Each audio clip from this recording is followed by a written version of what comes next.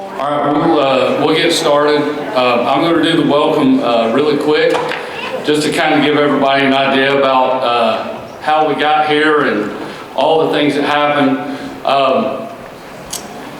There's so many people to thank, and everybody's put a ton of hard work in it, from the setup and everything that we've done.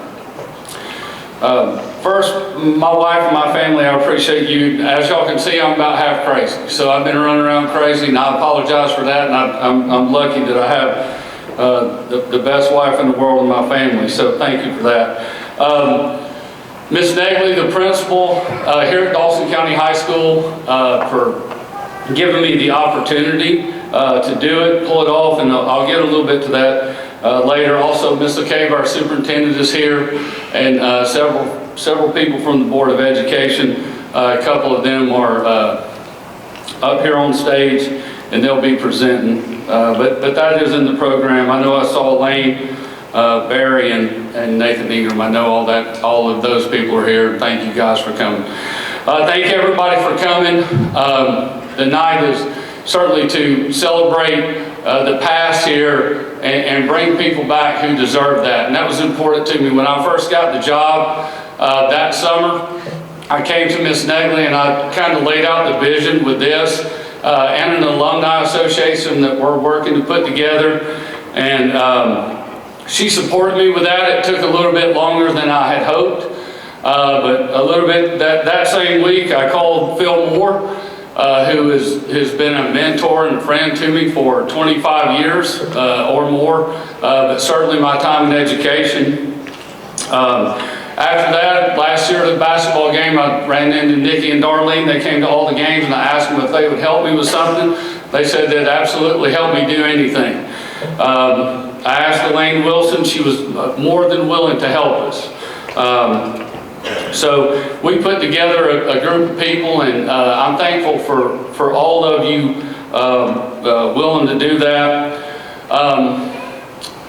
The next part is being able to call everybody. As an assistant principal at a high school, very rarely when you call home does somebody answer the phone and they're excited to hear from you.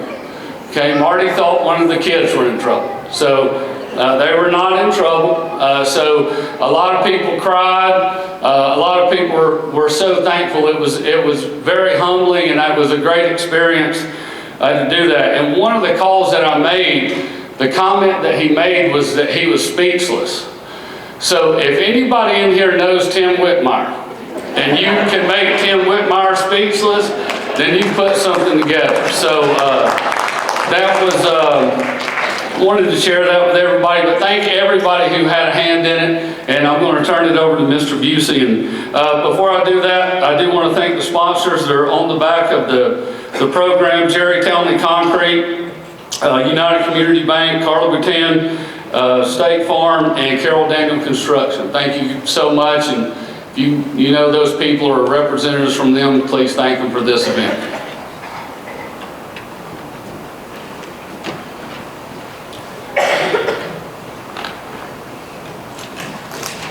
Good evening. Welcome and thank you for being here tonight. My name is Charles Busey. I'm the Assistant Principal of Curriculum here at the high school, and I'm also a Dawson County alumni, so tonight is very special to me. Tonight we really are one Dawson. We're a family that has come together to celebrate not only the past, but those that are going to be inducted tonight, and then those that are yet to come from us. So for the first time in 20 years, we've got the opportunity to celebrate members of the Dawson County Schools community that have laid the groundwork for our present and future successes. It is often said that those who study the past with absolute certainty predict the future. Tonight, as I look across this room, I know that the future of Dawson County Schools is bright. Tonight, we have the honor of recognizing the best of the best who have ever entered the classrooms, ball fields, and courts of Dawson County High School. Our Hall of Fame members, past and present, have set the stage for the current and future successes of Dawson County High School. On behalf of our school community, I want to thank every one of you. I would also be remiss if I did not recognize one individual who made tonight possible, because I know he will not recognize himself. 2 years ago, Mr. Bradley Fowler came to Dawson County High School as our athletic director. From day one, Bradley has worked tirelessly not only to promote our current athletic programs, but to also highlight our Dawson County alumni. Without his efforts, tonight would not be possible. Please join me in congratulating Mr. Bradley Fowler on a job well done.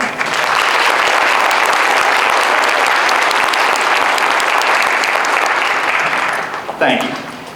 I would now like to begin tonight's ceremony with recognition of our former Hall of Fame inductees who are present tonight. As I call your name, if you would please stand and be recognized. Representing Mr. Ford Phillips, Judd Hughes. Also representing Ms. Nancy Phillips, Judd Hughes as well. Representing Mr. Bobby Story, Sam Story. Betty Lou Anderson. Keith Porter. Nikki Gilland. Faye Crow Swanson.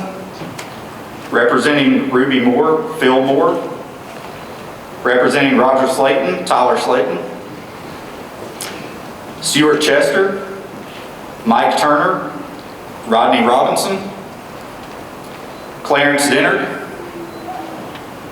Phil Moore. Stephen Woody. Representing Henry Shaddix, Barbara Shaddix Matthews. Woody Bowen. Kathy Chappell Carlisle. Jean Porter. Vicki Wallace Porter. Tarla Tanner. Seth Townley. Darlene Gilland. Nikki Rogers. Elaine Walls Wilson. Representing Sandy Walls, Tarina Walls. Logan Walls. And Lloyd Crane. Let's give all of our former inductees a round of applause.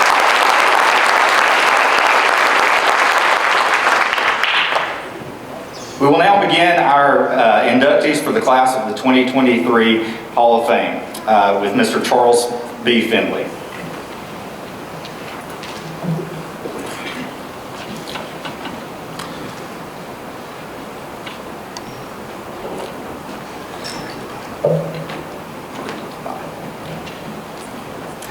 Charles was a lifelong resident of Dawson County, graduate from Dawson County High School, the University of Georgia, and taught in the Dawson County school system for 42 years.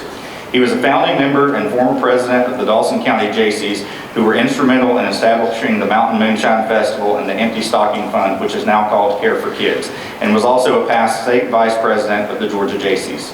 He was a charter member of Dawson County's first emergency medical technicians. In 1972 and 1973, he served as Dawson County's first park director, at which time he supervised the layout and construction of ball fields, tennis courts, and other park facilities. From 1980 to 1984, he was the girls' basketball and softball coach and was the 1982 Dawson County High School Coach of the Year. He served on the Dawson County Library Board of Trustees and Lake Lanier Regional Board of Trustees and served as director of the Dawson County Library during its transition from Lake Lanier Regional to Chestatee Regional Library. At one time, he served as commissioner of the Dawson County Little League. He was a member of Goshen Baptist Church, where he served as chairman of the Board of Deacons and was also a member of Gideon's International. He was a member of Dawson County Historical Society and Genealogical Society and a member of the Dawson County Retired Educators Association. Charles's love of Dawson County and his passion for history and genealogy led him to author the book, Yesterday Once More, A History of the Schools of Dawson County. All of the proceeds from the sale of this book have gone to scholarships given by the Dawson County Retired Educators Association. He also wrote a book, Historical Highlights of Dawson County Basketball, and a book for special needs children at Robinson Elementary School called Sequoia, The Controversy Continues.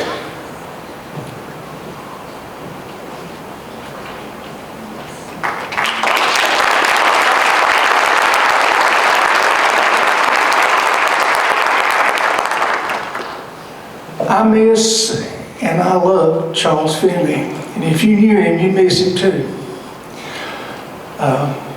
Charles Finley loved Dawson County, the Dawson County school system, and the children of Dawson County more than any man I've ever known.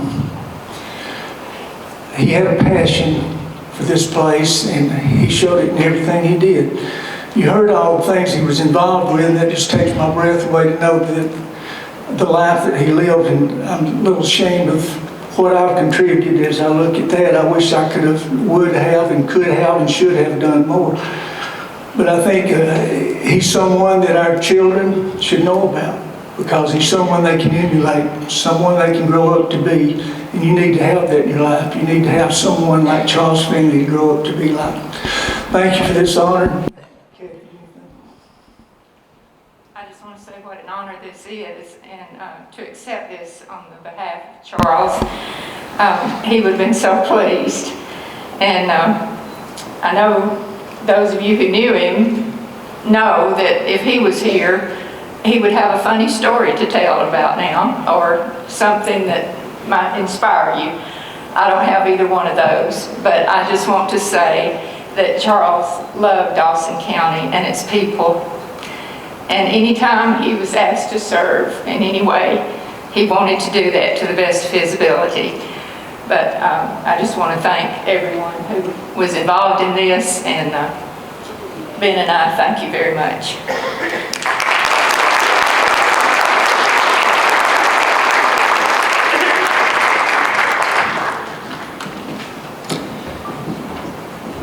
Our next Hall of Fame inductee is Coach Steve Sweat. In 1984, by the grace of God, a job offer from the board member Roger Slayton and a final approval by Superintendent Randall Townley, Coach Steve Sweat came to Dawson County as the newly hired assistant girls basketball coach. Though he had no desire to be a girls coach at the time, his lifelong dream was to be a head basketball coach. After 2 years of working under Coach Stan Worley, and the head coaching job opened up and Coach Sweat applied. This is where the grace of God part comes into the picture. Coach Sweat, a young male with no head coaching experience, was hired to be the head basketball coach for the Dawson County Lady Tigers. From a challenge from a friend who asked, "Why would you want to take this job?" Coach Sweat went to work building a girls basketball program that would become known across the state. In 1990, the Lady Tigers were headed to the first Final Four in school history. The Lady Tigers were state runner-up in 1991 and made a third consecutive trip to the Final Four in 1992. Also in 1991 and 1992, Coach Sweat led the Lady Tigers softball team to win region championships, one Elite Eight finish, and one state runner-up. In 2006, after coaching at Berkmar and West Hall High Schools, Coach Sweat returned to DCHS to once again lead the Lady Tigers basketball team. During the second tenure under Coach Sweat, the Lady Tigers basketball team recorded a string of 8 straight appearances in the state tournament, beginning with another state runner-up in 2013. This was followed by 2 first-round years, 2 Sweet 16s, and 3 Elite Eights. In 2020, Coach Sweat retired from teaching and coaching. He worked his way up from being an elementary and middle school PE teacher to an assistant principal at Dawson County High School. He won 567 games in his career. He received many coaching awards for Region Coach of the Year, GACA State Coach of the Year, Atlanta Tip-Off Club State Coach of the Year, 3-time GACA All-Stars Coach, AJC Coach of the Year, and Georgia Sports Writers of America Coach of the Year. After 37 years, 35 of them spent coaching girls, 24 of those at Dawson County High School, 36 of those married to his biggest fan, his wife Sandy, being blessed with 2 great sons, Cody and Cooper, the 2 best daughter-in-laws, Brittany and Heidi, 7 beautiful grandchildren, a large Sweat family following, and hundreds of player daughters, Coach Sweat turned in his keys and hung up his whistle. Coach Steve Sweat.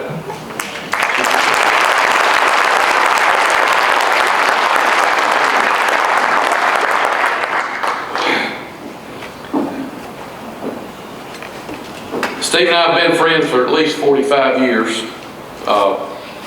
When Sandy brought him to church one day, I think, Concord Church, I knew who it was. And I thought, she's coming from Jackson County? But anyway, we've been to church together, we've played ball together for those first 15 or 20 years. A lot of softball, and traveled, and my son and his oldest son are about 4 months apart. Watched them grow up together, and Cooper, and had a chance to coach Cody down at North South High School. Unfortunately, Steve didn't get to come play because we always played on the same nights, Tuesday, Friday, Saturday. And he's coaching girls, and had a chance to coach Cody. Great career, great accomplishments, but there's 2 stats I have not seen, and he may know those. First one is, how many T's did you get? Technicals. How many technicals? Okay.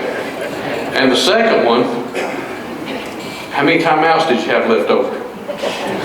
Because he never used them, so, but anyway, very proud of him, our friendship. I think his greatest accomplishment, though, is marrying Sandy Thomas, who brought him to Silver City, Georgia, and got him out of Jackson County. Congratulations.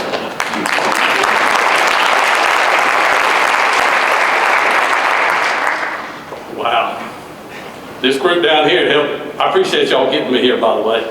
I told some of them that earlier. They just laughed. I told them, I said, look, I didn't score a single point in all that they read. I didn't score any points. But I do want to say, first of all, if you noticed in the beginning, by the grace of God, and I'll give you a little more of that in just a second, but first, you know, we all need to be thankful for what we have. Sometimes we take that for granted, and you know, we need to understand where all the blessings come from, and I told the girls that many times through the years. He blessed me with a good family, as they just read. You know, and you know, family covers a lot of people. I had family here at Dawson County High School. I had, you know, my extended family. I got brothers sitting back there right now that's probably no telling how many miles they put on their cars to go see us play. And then, of course, my kids, you know, growing up in the gym. And by the way, girls, some of them little kids sitting back there are the kids of the kids that y'all used to watch during practice. By the way, just want y'all to know that. Give you a little age history there. Dawson County, well, and I need to mention that I had wrote down Sandy, my #1 fan, as Phil said. He got that right, because I told a lot of people, I said, y'all don't understand, my wife was a ball player. When I go home and we lost, it ain't, honey, that was okay. Why did you do this and why did you do that? Or why didn't you do this or why didn't you do that? So I say she was my #1 fan. She really liked me when we won. She, you know, I'm not so sure when we didn't win. Of course, thank goodness there was, during this time, there wasn't many that we lost, so that was a blessing too. Dawson County in itself, I just can't be thankful enough for what y'all done for my family, me, my family, everybody involved with my coaching career. And I've said this a lot of times too. I left Dawson County, and I'm going to tell you how good y'all are. Y'all allowed me to come back on the second run. So that speaks highly of y'all right there. So y'all need to, I just wanted y'all to know that. The administration that I had, all great. Never worked for a bad one. Now, I don't know that they could say that having to put up with me, but the ones I had were great. And I know these others can attest to that as well. The assistant coaches, I had many of them, and I was blessed in some form or fashion by every one of them. And I appreciate all the work that they done. And I know I put them through a lot of stuff, but it was well appreciated. The players, oh girls, y'all just don't know.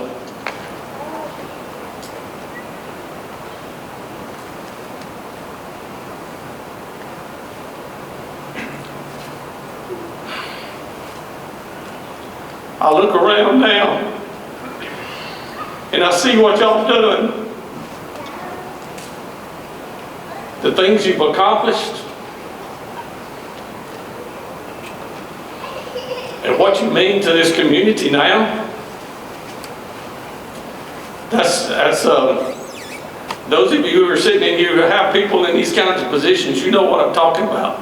Because it sure does do the heart good to see what we call our girls, me and Sandy, because we had 2 boys.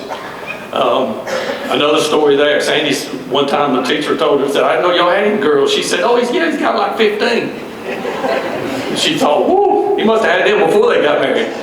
Anyway, girls, thank you for all that you've done. I told somebody, I've gone many places, and we can, you can, just might as well tell the truth. If it wasn't for y'all, I wouldn't be standing up here, I mean, let's be real about it. I never scored a single point, as I said. Thank you for everything you've done, and thank you for what you've meant to me and my family. Now, let me get back to the beginning of this thing. By the grace of God, did y'all pick up on that Coach Sweat didn't want to be a girls coach? I had no intentions of being a girls coach. When Roger Slayton called me and he said, we got a job, but it's going to be coaching girls. And I said, Roger, I'll coach a spring sport, and I don't even like them. But I'll coach one, not to have to coach girls. He said, nope, got girls assistant, your job if you want it.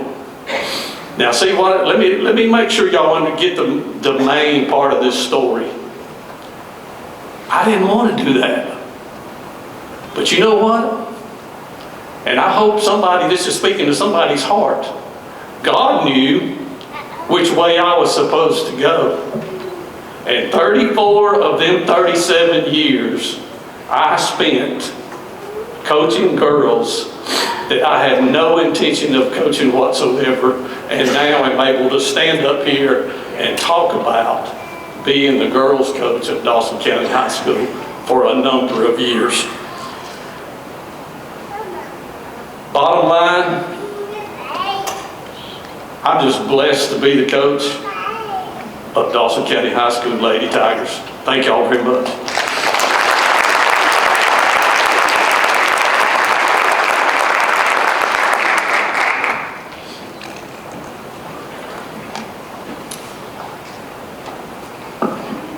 Our next inductees in the class of 2023 Hall of Fame is the 1991 Lady Tigers basketball state runner-up team.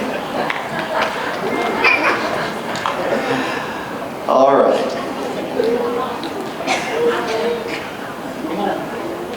Come on up. Come on up. Yeah.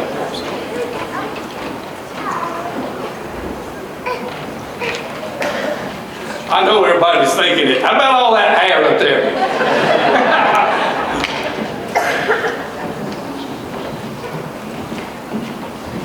And for those of you who don't recognize that, that's inside the old courthouse on the square.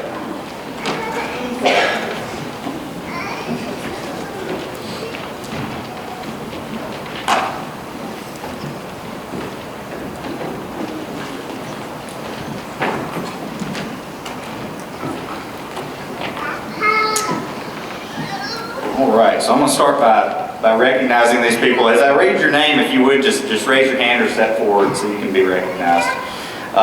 First of all, head coach Steve Sweat. I think we heard from him just a minute ago, but he was an instrumental part in this team. Assistant coach Sherry Chastain.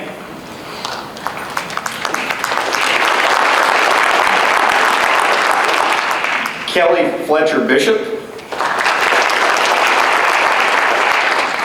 Kim Gibson Coffey. Amber Warren Gilland. Sandy Lowe Granowski. Jill Graham. Julie Slayton Stanfield. Tarla Tanner Millar. Angie Hammond Smith. Nikki Patterson Harvey. Lori Henson Grant. Tanya Mabry Porter. Marty Townley Hansard. Kendi Pelfrey Bennett. Felicia Dell Stevens. And Leanne Grizzle Stowers. The 1990-1991 season was one to remember. We made it to the Final Four the previous year with a very young team. Expectations were very high for this team, with most of the starters returning from the 1990 season. The girls came ready to advance past the Final Four to better last year's performance. Their attitude and work ethic was great. Some of our scrimmage games in practice were tougher than some of our regular season games. This team was made up of a group of really good players who performed their individual roles to make our team the best that it could be. They were a coach's dream and really fun to coach. We only lost 4 out of 30 games before the championship game.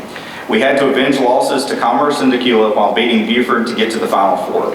With a win over Calhoun County, we made it to the state championship for the first time in school history. Blessed to have been coach of the Dawson County Lady Tigers. That's written by Steve Swift.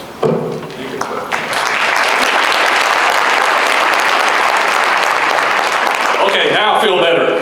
That stuff about me, I don't get all that. But now this is about my team. This is a whole different ball game. Okay, we spent countless hours together. Oh wait, let me set the tone here. Dadgummit, Tanya, rebound!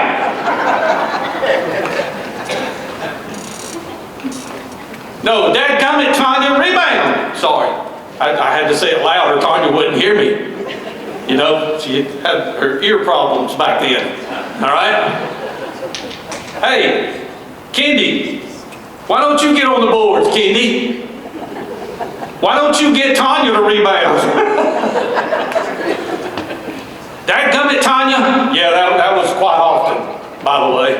I love you, Tanya. Julie, honey, could you at least take 2 dribbles across half court before you shot? At least get where you can see the goal, you know? Give us a chance to rebound in case you miss. Dadgummit, Tanya. And then Tarla. Tarla, honey, can you not handle Tanya on the court? Make her do something. Tell Kendi to rebound. Tarla, get the ball down the court. Tarla, shoot the ball. Tarla, pass the ball to Tanya. Tarla, why ain't you making the team work? I wish she was here to hear that. Oh, and by the way, Coach Chastain, do something with them. Okay, now I feel better. I got that. See that coaching part. I like that.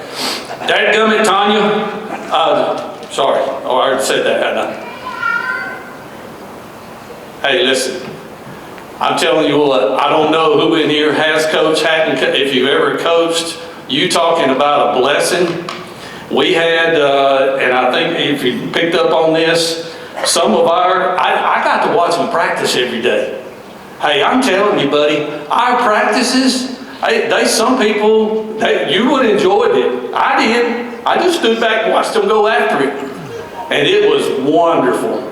And all the other ones, sometimes I tell Marty, get in there and rebound, since Tanya ain't. Or, you know, as you can tell, me and Tanya's got a pretty good relationship. Tanya wound up being my assistant coach part of the time. So she heard more of it even later on. And then, but the practices, we had some scrimmage games that were just probably way better than some of the games we played during the year. Now, I wasn't going to tell the other teams that, but they were really fun. I mean, I had to sometimes tone them down a little bit because, you know, you're talking about some very competitive people up here. And I think there was maybe once or twice I said, Tanya, Kendi, quit hurting people, especially your own teammates. You know? Save that for the game, when we play somebody else. Wait, I'm waiting on that white card. I ain't even been timed out yet. I thought that was set for me. Anyway, we're not going to do that. Girls, I love you. Thank you for letting me go to the games with you. You're a blessing to me and my family. And again, I just love every one of you, and I thank God many, many times over to be able to say that I was your coach. Love y'all.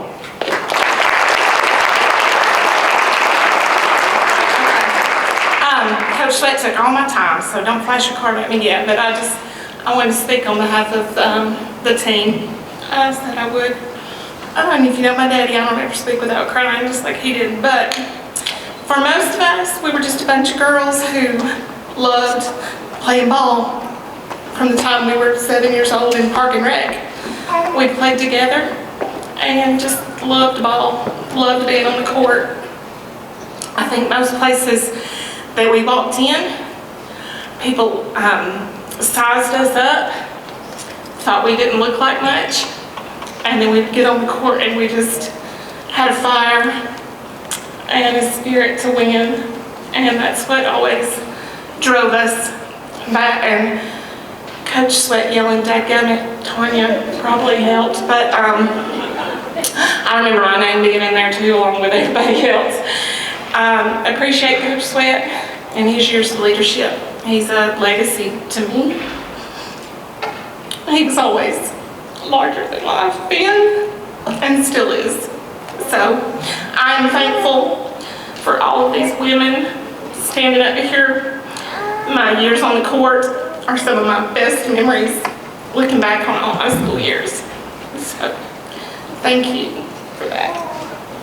Love you.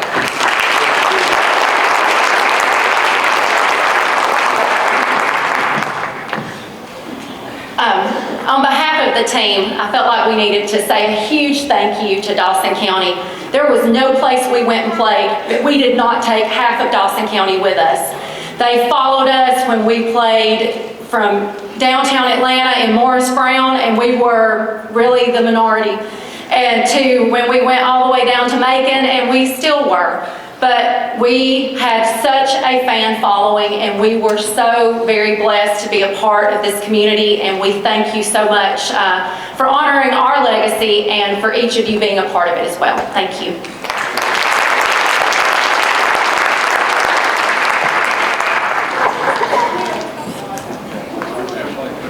Anybody else?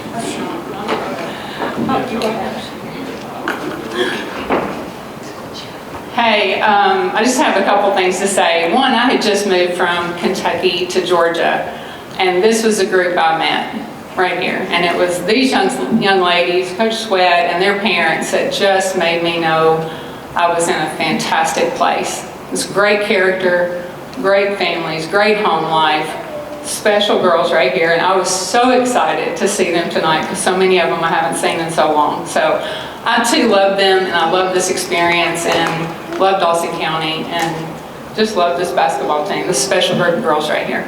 Thank you.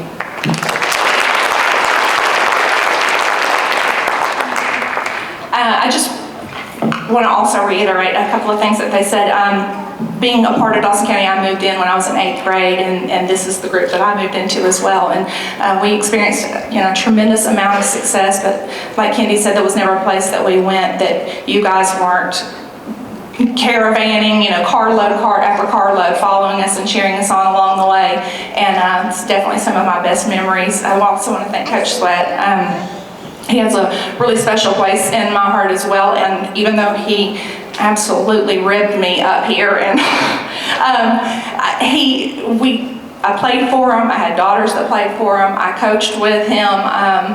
He's a special man, and I appreciate your leadership and your legacy as well.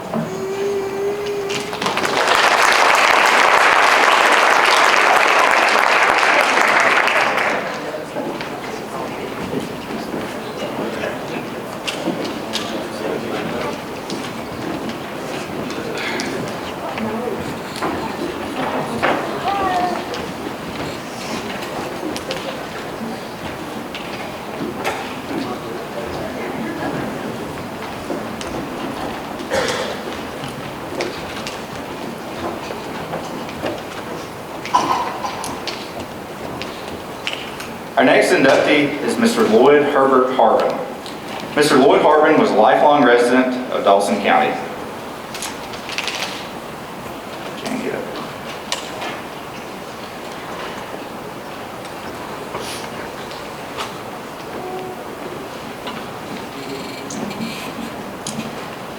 Mr. Harbin was a lifelong resident of Dawson County. He attended Dawson County schools and graduated in 1964. After graduation, he attended Young Harris and Truett McConnell, where he received his associate's degree. He then received his bachelor's and master's degrees from the University of Georgia and a degree in administration from North Georgia College. Mr. Harbin was married to his wife, Jan, for 51 years. His three daughters are Laura Cox, Deidre Cofield, and Heather Allen. He was the proud papa of 7 grandchildren. Lloyd was an active member and deacon of Bethel Baptist Church in Dawsonville. He continued giving back to his community by teaching vocational agriculture for 20 years, vocational transportation for 5.5 years, and served as superintendent for 8 years and administrative assistant for an additional 2 years, after which he retired and returned to farming on his family farm in Dawson County. Some of Lloyd's other achievements include FFA officer for 4 years and president his senior year of high school, FFA chapter state and American degrees, honorary American degree, and FFA alumni member. He was also a member of the Retired Agricultural Teacher Association, and he received the Outstanding Faculty Award and Outstanding Chapter Award, and was also the Star Teacher in 1976. Mr. Lloyd Harbin.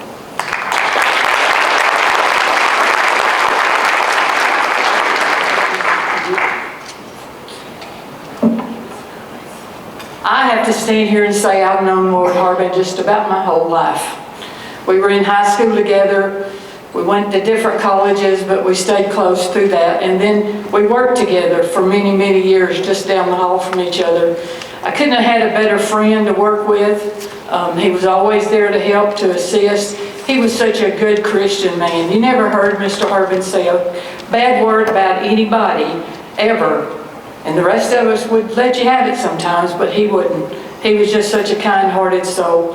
And then when he got to be superintendent, he called me back to work for him in the central office, and it was such a blessing to me because he was such a good man to work for instead of working alongside.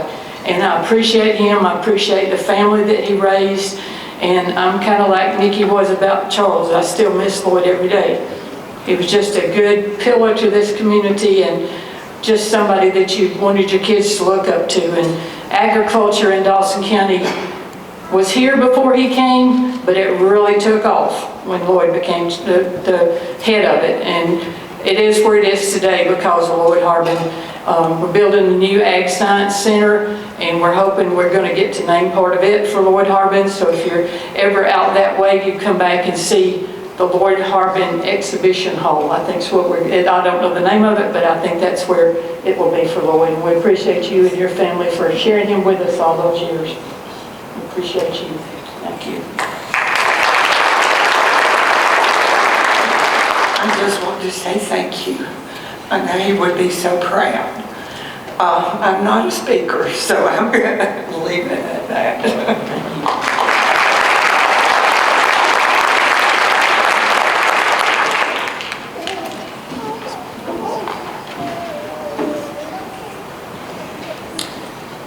Our next inductee is Mr. Reggie Sowers.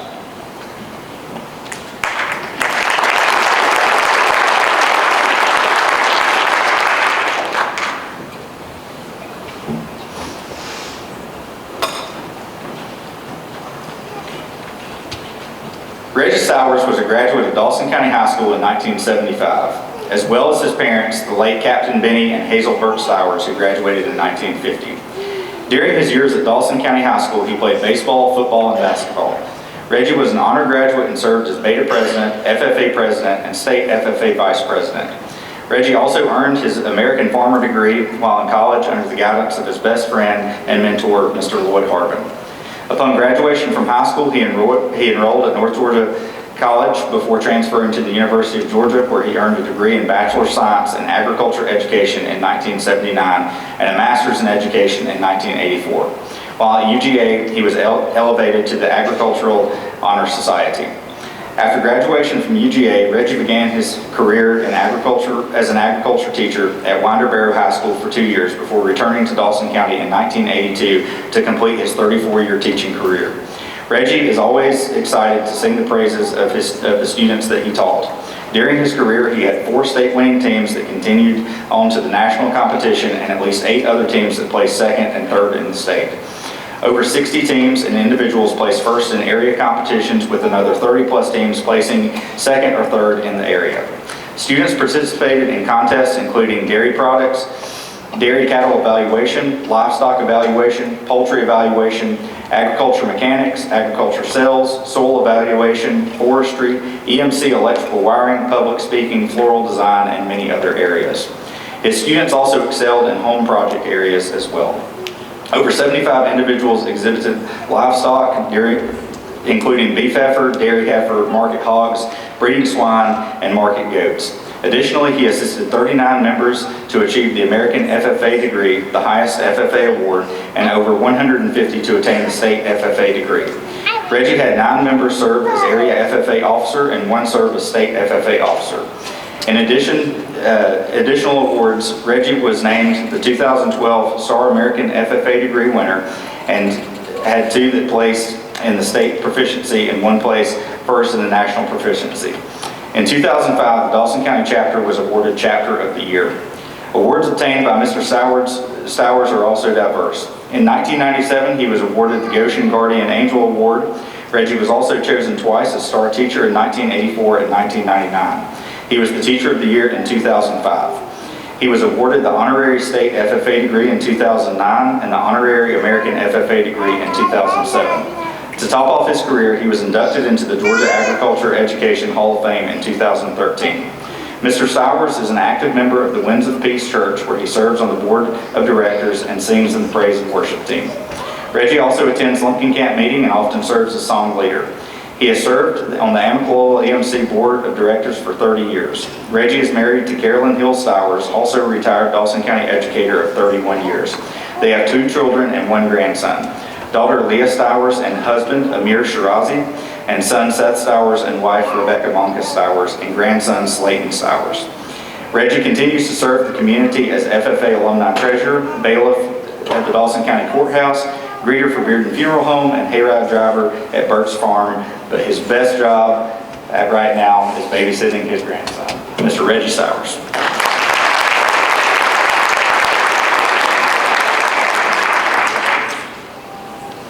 They almost couldn't get all that on his plaque. He's done a lot.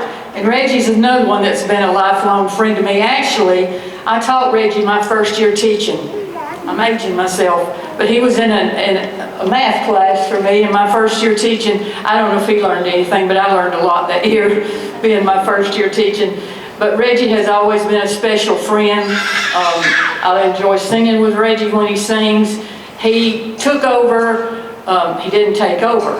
He and Mr. Harbin joined forces to make FFA even bigger than it was when Lloyd was there by himself, because Lloyd grew the program so big that he had to have help to teach it. So Reggie came in to be the helper and right-hand man of Mr. Harbin, and they just took it skyrocket. You see Reggie's accomplishments with FFA.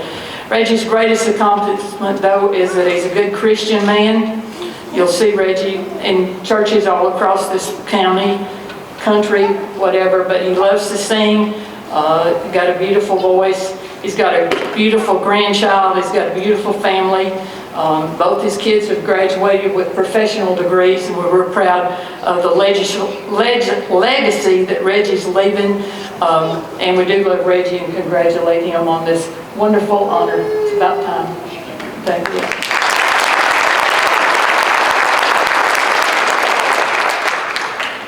I don't often tell this story. I got the job here because somebody else left. And I never interviewed for this job. Lloyd called me and he said, Mr. Ainsley has resigned and we want you to come teach ag. I said, I'm in school, University of Georgia, working on a master's degree, so I can't come right now. He said, Ford Phillips is going to be your substitute. I'm just telling this just to kind of see how all this ties together. Ford Phillips was my substitute for 6 weeks before I could get here. So when I came up to interview, I went to see Lloyd, and he said, you need to go up and meet Mr. Kent. He wants to talk to you. We just sat and talked. He said, now you're going to need to go see Randall Townley because you got some paperwork to fill out. Nowhere along the lines did anybody ever tell me I had the job, didn't have the job. It was just kind of assumed that I was going to do it. And it's been a blessing. To stand here as, even though I did play 3 sports, I'm not a star athlete. I got to do a lot of sitting on the bench. And my job in basketball was to get the ball and throw it to Grady or to throw it to Phil. That was my job on the basketball floor. I have a brown tooth right here. Thank you, Grady. Because our practices were kind of tough too, and he elbowed me in practice one day. So I have a brown tooth right here. So that kind of all ties together there in people going in, people that's already in. But it's, I also like to point out that when Lloyd Harbin came here to teach ag in 1969, there wasn't much for boys to do here in Dawson County. They played basketball, or they drove cars fast, and they worked on cars, and they got out on the roads and turned circles. That's about what boys had to do here. And Lloyd showed us there was a better way. And in my bio, I wrote that my best friend and mentor, he was the best man at my wedding. That's how much I think of Lloyd Harbin. He had a great program going, and all I had to do was come in and pick it up where he had it and move on. And I was blessed to be able to come when I did, because I had great students to work with, and I could carry that on to further. I always remember some words of former Governor Nathan Deal. He was the governor of Georgia when they started the graduation coach positions. And he said, I don't know why we need graduation coaches. He said, we've always had them. They were just called agriculture teachers. Because if you know what agriculture teachers had, a lot of times we had the students that didn't fit somewhere else. And it was up to us to kind of take them where they were and get them moving along. And if something caught, then they had something to do. And that's what a lot of our students were. And Lloyd would tell you that if he was here. And most any ag teacher would tell you that. That's what we did. We worked with what we had, and the Lord blessed us. I'm honored as a non-athlete to stand here. And thank you, whoever was involved in selection. This is an honor that non-athletes don't get to see. Ms. Mayfield, Mr. Sweat, I count you as an athlete. Mr. Finley, even though he coached some, this is an honor. And I never dreamed that it would be possible, but thank you very much.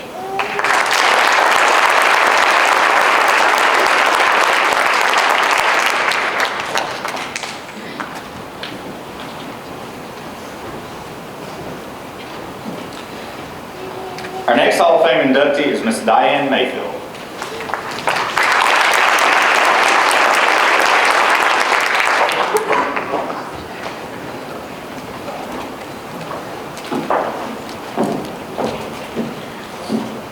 Diane Mayfield began teaching at Dawson County in August of 1979, year one, right out of college, and never taught outside Dawson County during her career.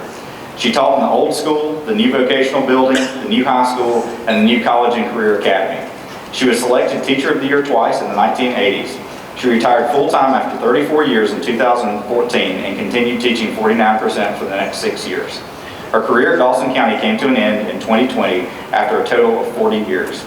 During her career at Dawson County, she was a business education instructor that started teaching on electric uncorrectable typewriters, and as technology changed, moved on to word processing and then the computer world.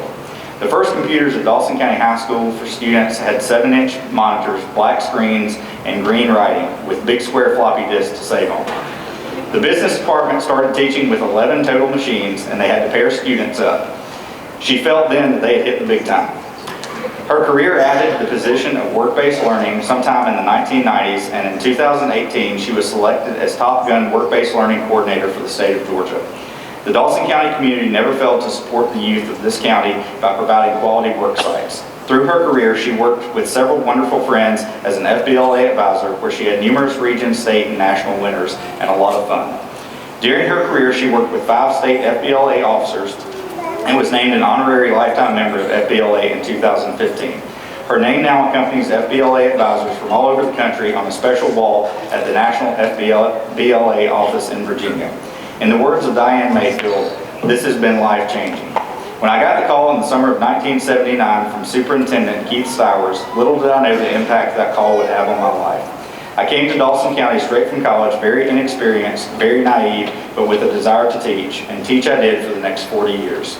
God opened a door for me that day, and I walked through it and never regretted it. Time doesn't stand still, and many things in Dawson County have changed. The school I entered in August of 1979 was grades K through 12 with about 1,000 students who all ate lunch in one lunchroom. As Dawson County grew, the opportunities for students, teachers, and community grew.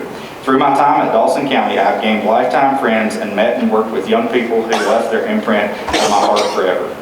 It is said that a truly caring, passionate teacher can make all the world of difference in the life of their students. In my case, my students, my experiences here at Dawson County have truly made the difference in my life. I'm a Tiger forever. Always know that in my heart will forever ring the sweet sounds of Dawson County will ever be faithful, thy ideals uphold, e'er be true and loyal lovers of maroon and gold. Thank you for this extraordinary honor. Ms. Diane Mayfield.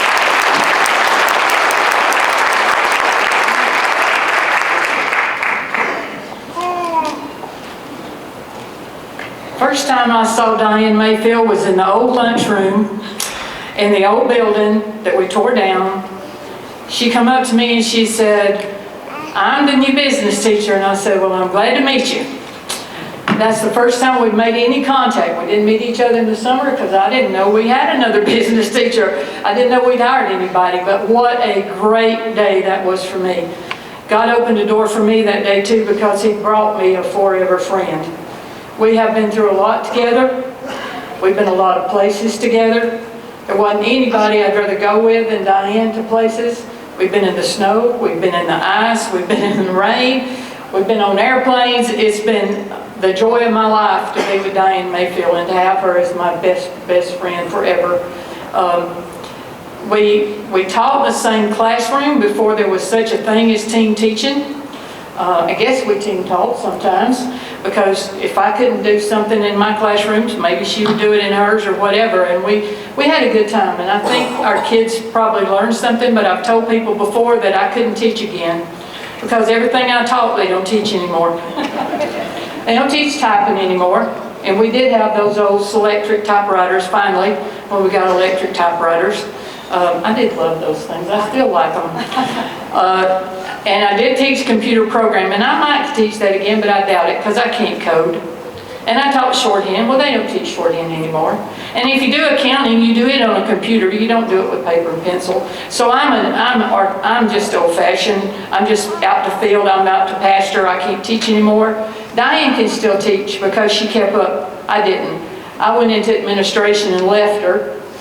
And she picked up right where I left off and had another sweet girl come in and take my place, which was Marsha Burlack, and they went gangbusters after that. FBLA was so important to both of us, and we loved it. We loved the kids we had in it. We loved our state officers that we had. Brought us a lot of joy to have them. And I could go on all day about Diane Mayfield, but I won't, because I know we got a basketball game to go to. But I love her, and I'll always love her, and your family is precious. Thank you. Thank you.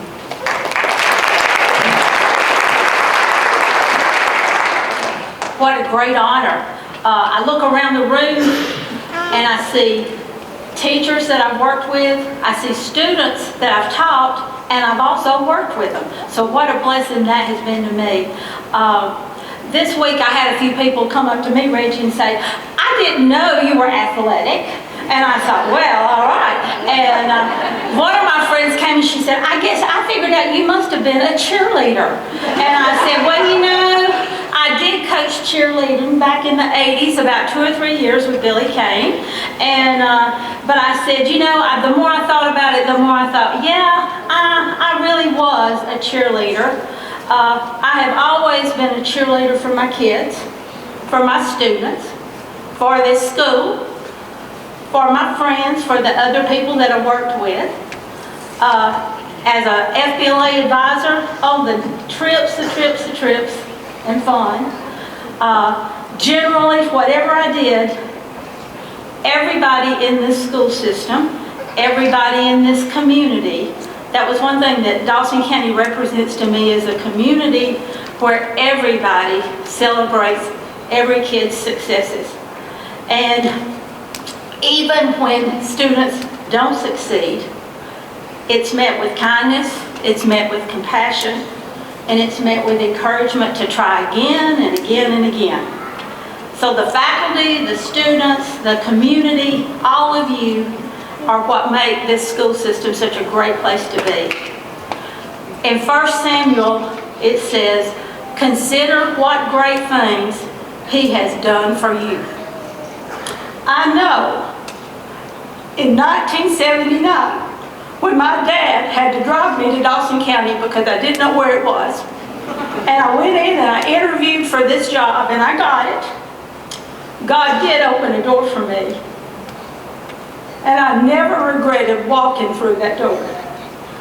Thank you for this wonderful honor. I truly consider myself a very blessed Tiger. Tigers forever. Love you all. Thank you so much.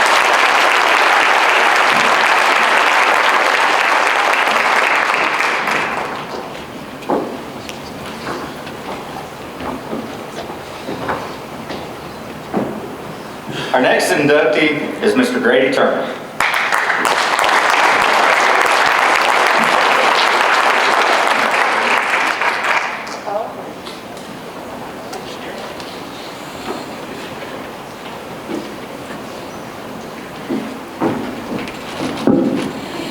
Grady is a lifelong resident of Dawson County and graduated from Dawson County High School in 1976. He was named a Who's Who among American high school students, was the 1976 Outstanding Senior Boy and Senior Vice President. He was ranked 13th in his class and won Most Athletic Boy Superlative. He earned 19 varsity letters in baseball, basketball, cross country, debate, drama, football, tennis, and track. He played pitcher, third base, and shortstop, and batted a career over 350, and also recorded 16 home runs in baseball, a school record. He was also invited after high school to try out with the Cincinnati Reds. His football team earned the first football trophy in school history by finishing as region runner-up to Buford in 1972. He played tight end and fullback on offense, place kicked for 2 seasons, and also played defensive end on defense. Rarely did he come off the field. He was named MVP of his football team his senior year. After high school, he walked on at the University of Georgia for football and earned a place on the travel team for freshmen to become the first Dawson County High School student to play Division I or at an SEC school. He was the second player from Dawson County High School to play college football, preceded only by his brother Mike, 5 years earlier, who played at Presbyterian College. In basketball, he played center and averaged 24.5 points per game and 10+ rebounds in his senior season, being named MVP of the basketball team. He ran the 880 in track and threw shot put and discus in track as well, along with playing tennis at the same time and baseball. He competed when meets and matches were on baseball practice days. In cross country, he competed in the state cross country meet. He was a member of the debate team, the drama programs, lettering in both. He received the President's Physical Fitness Award. He was president of the 4-H Club and received the Leadership Award. He was active in FFA, served as parliamentarian, and competed in the state public speaking contest, finishing second. He was also a member of the concert band, playing second cornet and tuba. He earned a Bachelor of Arts from the University of Georgia, a Master's of Education from North Georgia College, and a leadership degree from Lincoln Memorial University. He was employed by Dawson County Schools from July 1988 and retired in May of 2018. He taught health, PE, and PE at DCMS. He was the head football coach for 2 years and the varsity football assistant coach for 10 years, serving as defensive coordinator for 3 of those years. During his time, the football team made the state playoffs for the first time in school history. He was the head boys basketball coach for 12 years, winning more than 140 games, second only to the legendary Ford E. Phillips. His teams won 20+ games in multiple years, ranked in the top 10 and 20 in the state, and scored over 100 points. Multiple times, including the school record for the points in a single game, 107. Several of his players went on to play college basketball and then became coaches themselves. He served as the head golf coach for 5 years, with the girls' team being first to make the state tournament. He ended his career as the athletic director for the last 15 years. He was named Region 7 AAA Athletic Director of the Year twice and served as the Region 7 AAA Secretary for 5 years, overseeing the operations of the region sports and activities, hosting several region events during his time. During his tenure, many changes and improvements were made to the athletic programs. He started the rifle, soccer, swim, volleyball programs, and also restarted the cross-country program. Dawson County High School hosted the GHSA State AAA Girls Golf Tournament for the first and only time, which DCHS finished second. Improvements to scoreboards, time clocks, score tables, goals, gym courts, sound systems, lighting systems, lockers, coaches' offices, all of these can be attributed to the work of Coach Turner. More than 42 years of his life were spent at Dawson County Schools, and it was a wonderful experience. He was blessed to have been associated with Dawson County Schools all of this time. He was, is, and will forever be a Dawson County Tiger. Mr. Grady Turner.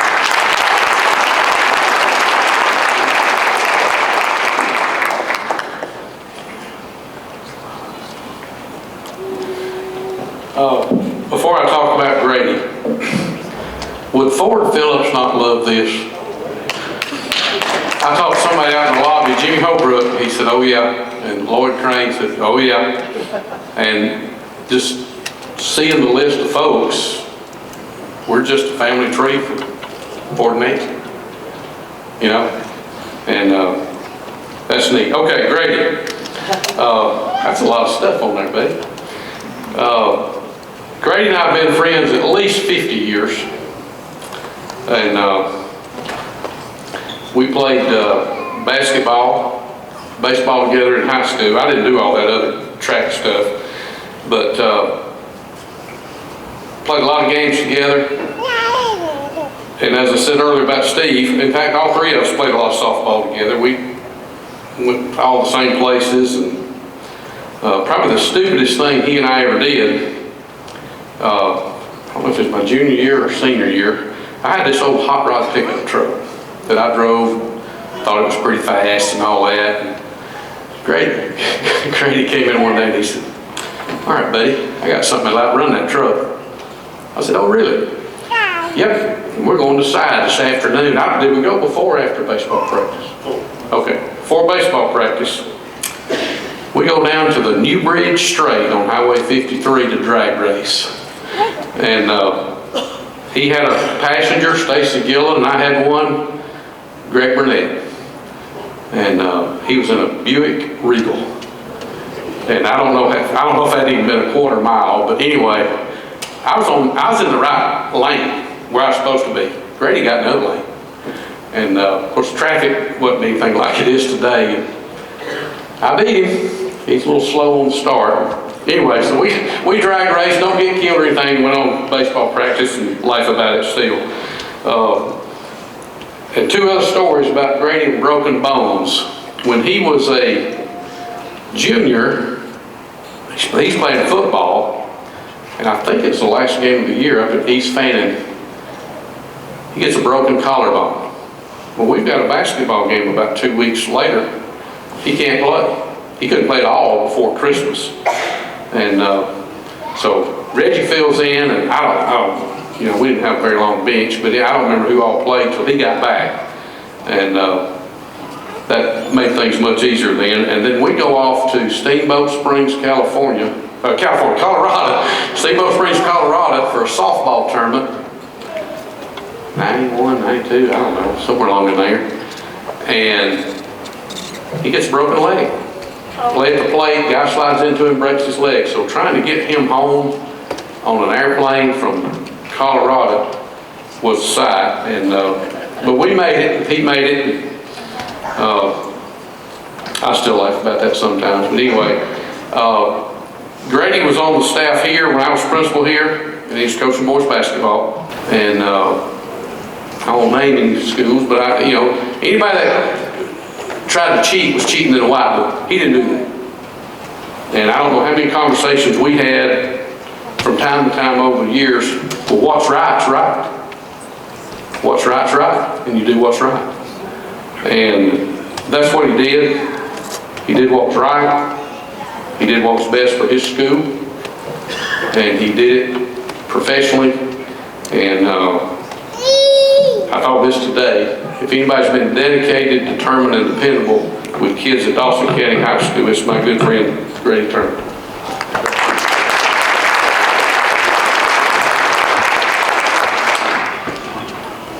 I'm humbled to be a part of this group that's gone here tonight. I just try to do my job, and tried to play games growing up and just be a kid. And but as I was sitting back there in the seating area, I was thinking about the people on the stage and the people that are being inducted tonight. And as Reggie alluded to earlier, my life is here.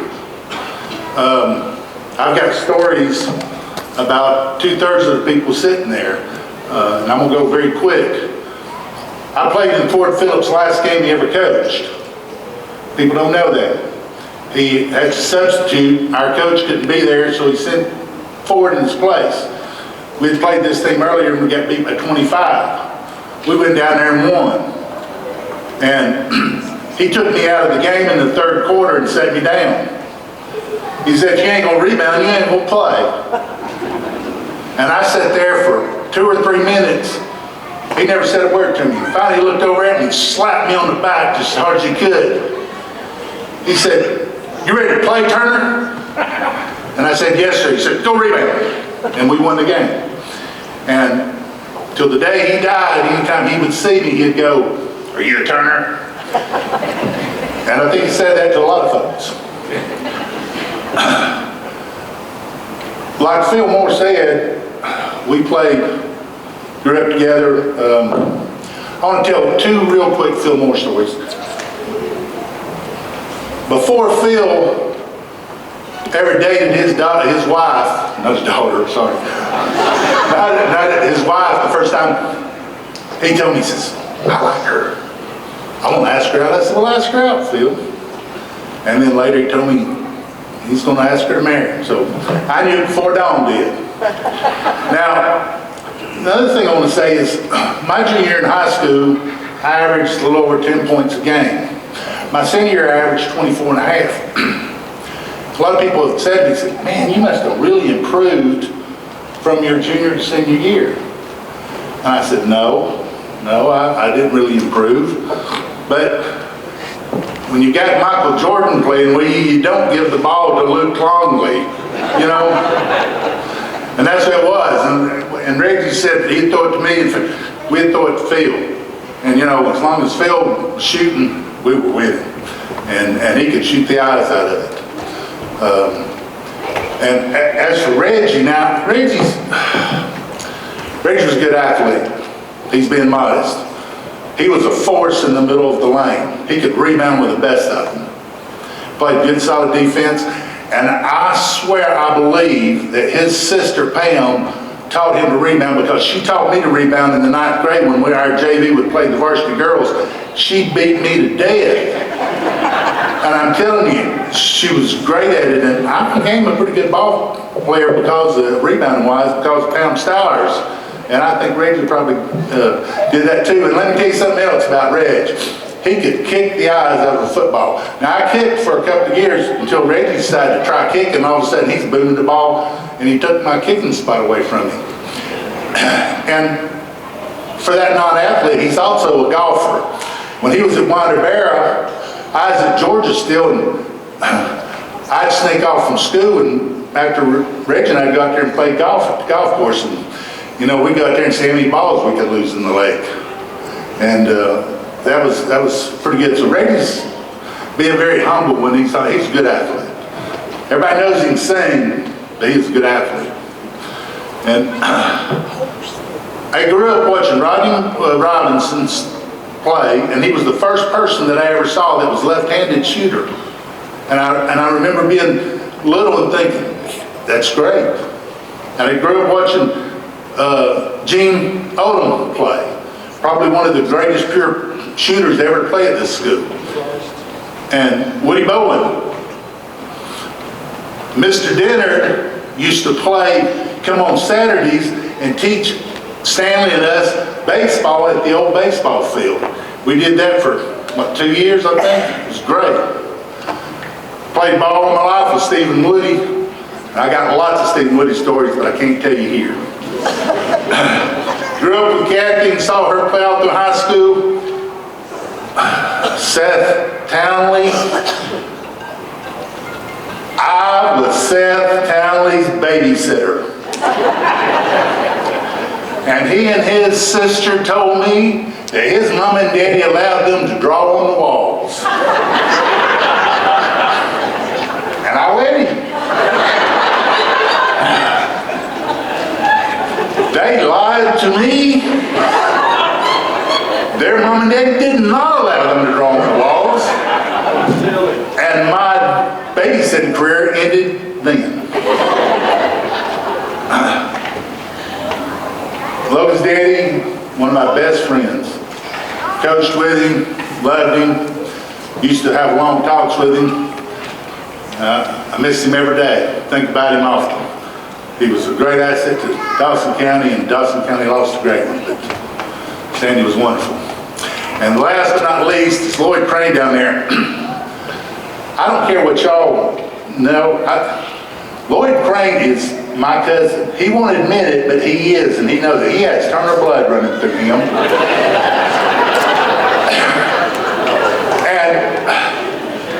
And yeah, he knows. Now, I'm gonna tell you something. Lloyd hired me for my first real job. And everybody that knows Lloyd knows he is an easygoing guy. Patient, lovable man. I used to make him mad all the time. And he'd just grit his teeth at me, you know. So if y'all think Lloyd don't get mad, I can make him mad. And but it's a good man. And finally I'd say Nicky Gillen for last, because I grew up across the road from Nicky.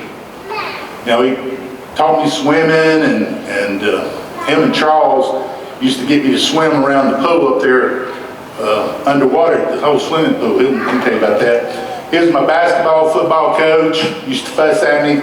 Didn't matter what I was doing, it was always wrong. He'd fuss at me, made me a better player. And he's been more like a brother to me, but I can't say enough good things about him.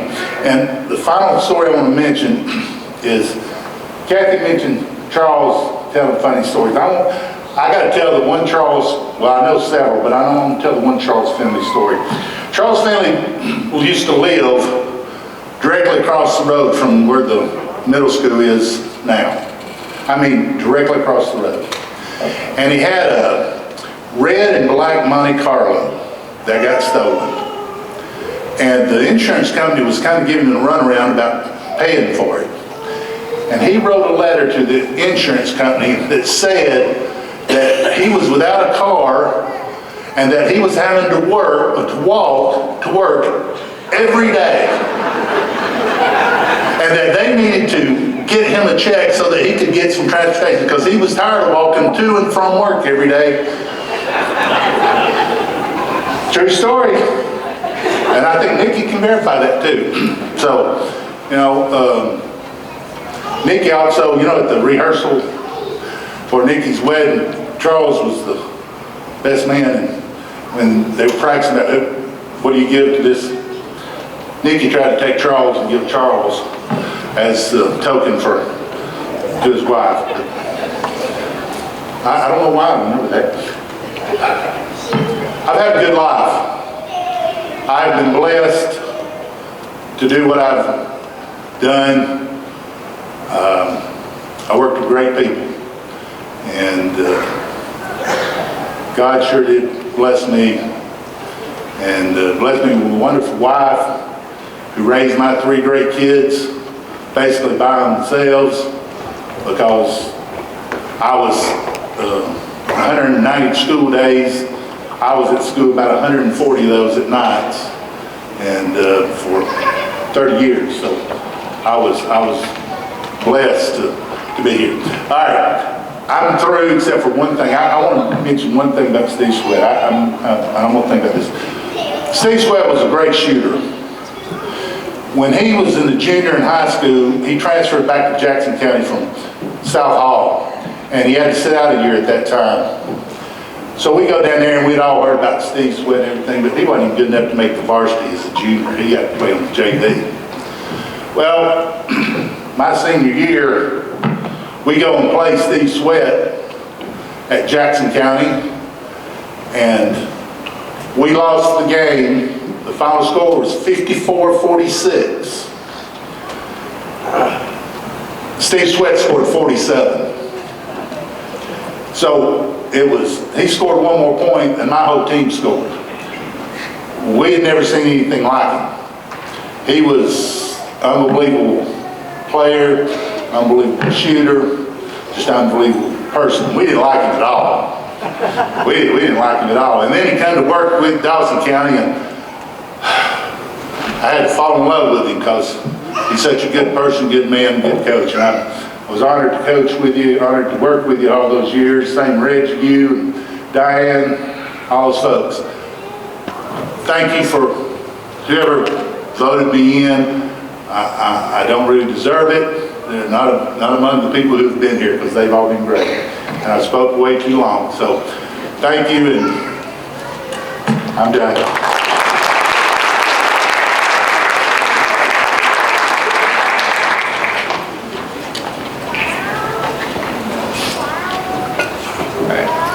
Our next Hall of Fame inductee could not be with us tonight, but his name is Mr. Jim Howington.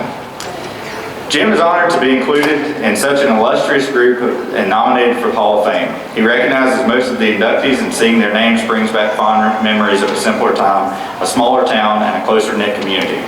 Every name on the list shares the bond of understanding the pain and sacrifice it takes to be a winner.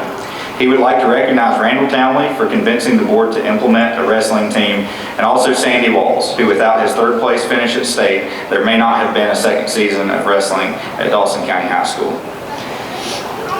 He was also instrumental in bringing home the first state team title in Dawson County High School history. And last but certainly not least, the fans, supporters, and booster clubs of the Dawson County Wrestling Program. Their loyalty to Dawson County High School sports has never wavered. Thank you all, Mr. Jim Howington, class of 1983.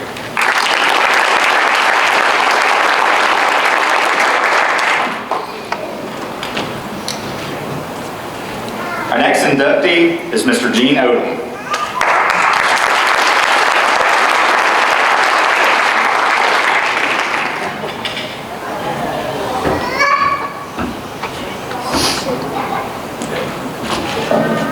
Gene Odom averaged 22 points per game during his junior season of 1964 and 1965. And during his senior year, Gene averaged 31 points per game, the 65-66 season. In his senior season alone, only 33 games, he scored 1,024 points. Gene was ranked top 25 players in the state by the Atlanta Journal-Constitution, ranked as high as number 7, and finished the year ranked number 9. He led the state of Georgia in scoring during his senior year. Gene was recognized by Phil Jackson, broadcaster and sports editor of the Gainesville Times, as the best shooter that he had seen among high school, college, or professional basketball players. His accomplishments during his career were all achieved without the benefit of the three-point line, which didn't appear in high school until 1987. Since most of Gene's shots were from beyond the three-point line, he would have averaged 40-plus points in many of the games that he played. He had several 40-plus scoring nights, averaged over 1,600 points during his junior and senior seasons. He was the honorable mention All-Prep, All-American team by the Coach and Athlete magazine in 1966, Mr. Gene Odom.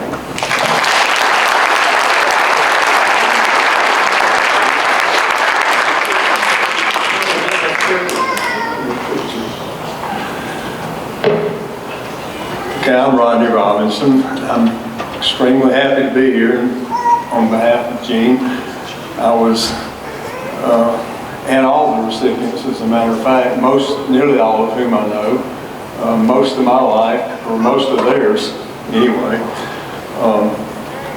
I was just thinking today, by the way, is my mother's birthday, and how pleased she and Daddy would have been to have been here and honor all of y'all and Gene too.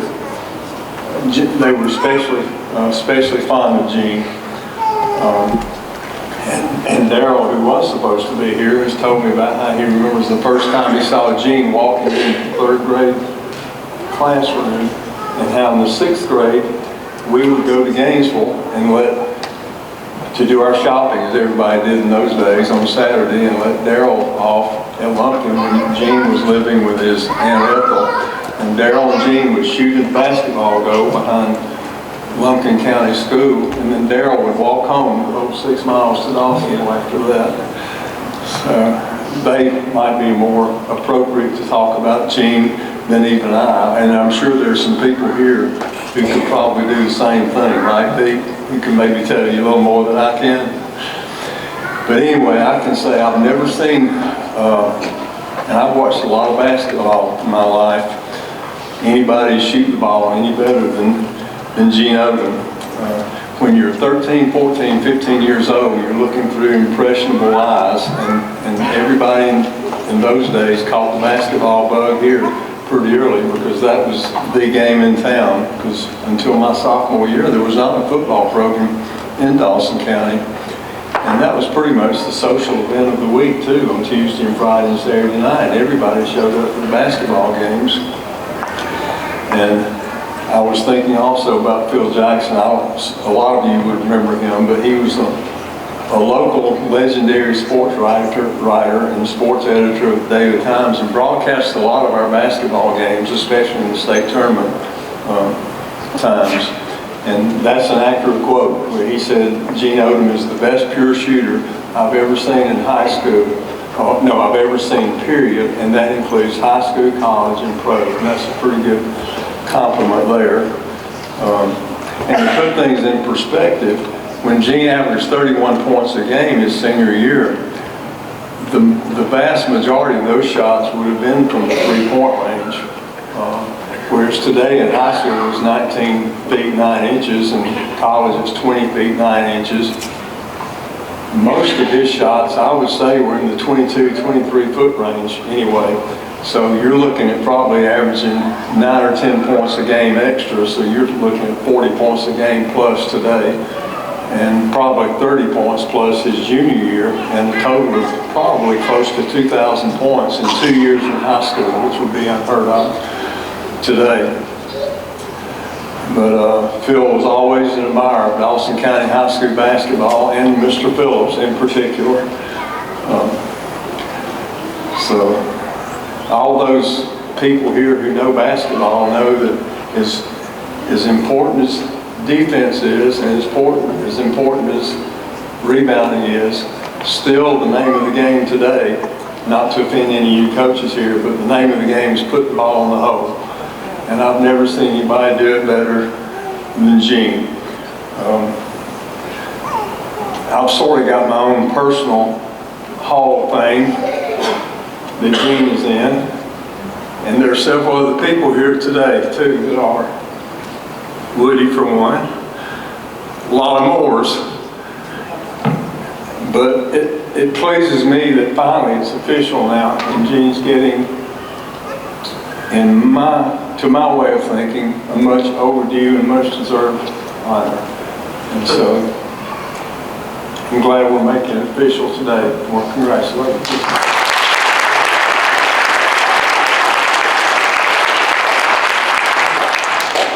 The only other person I can think of that I would rather have read that would have been your dad.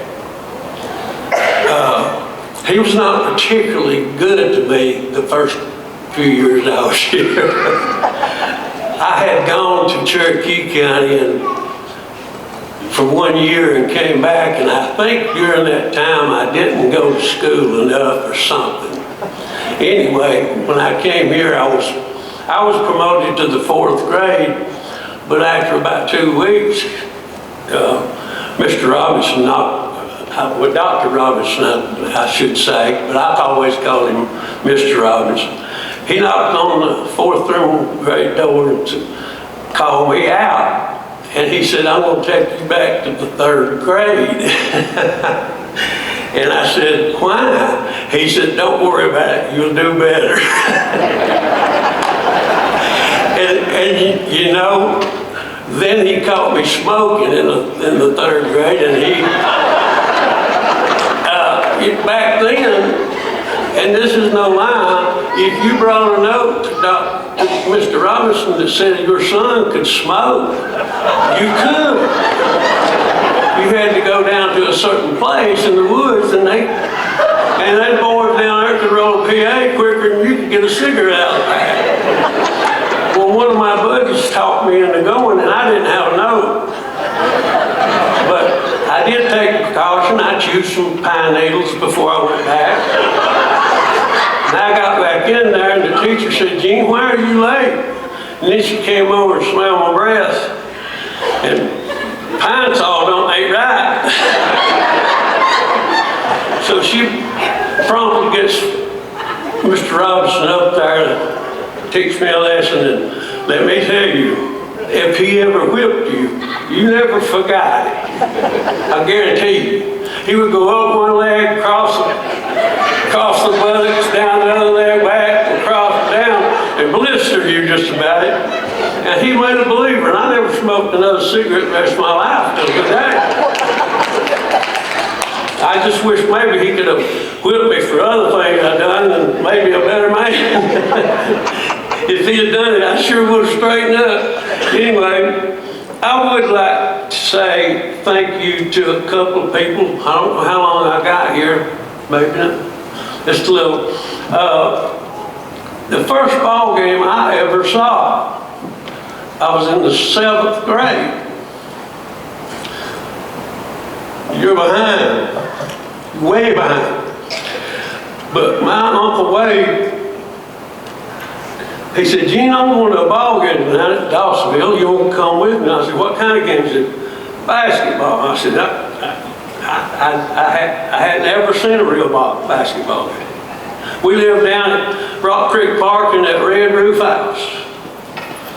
Well, they've added on to it a little bit.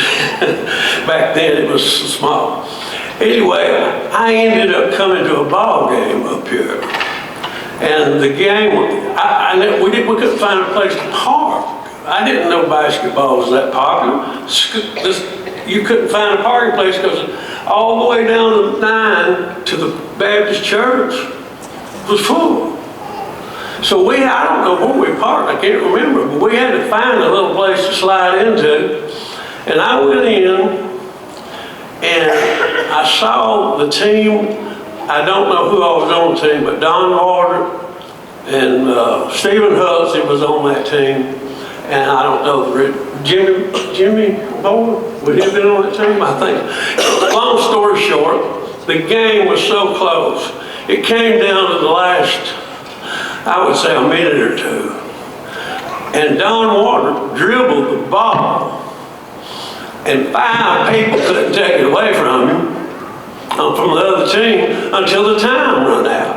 And I saw something I really wanted. Attention. They got attention. A lot of it. And but also, I'll attribute Wade Wright to my first ball game, and I saw what I wanted to do. I want to be a ball player. And this group of people that's selected up here tonight have already been inducted in the Hall of Fame. I know all of you. You're not a secret to me. Understand? I mean, it's a little older group that I know better. You're talking about people like Phil Moore and Clarence and Woody, and I mean, I know something about all of y'all. And I could talk all night, but I know I don't have much time. Nikki, Rodney, and Phil, and Roger Slayton, who I grew to love with all my heart. And I miss you. And I'd also like to thank my Aunt Ethel, who basically took me in when I was a 9th grader because we had lost our home. We were homeless, pretty much.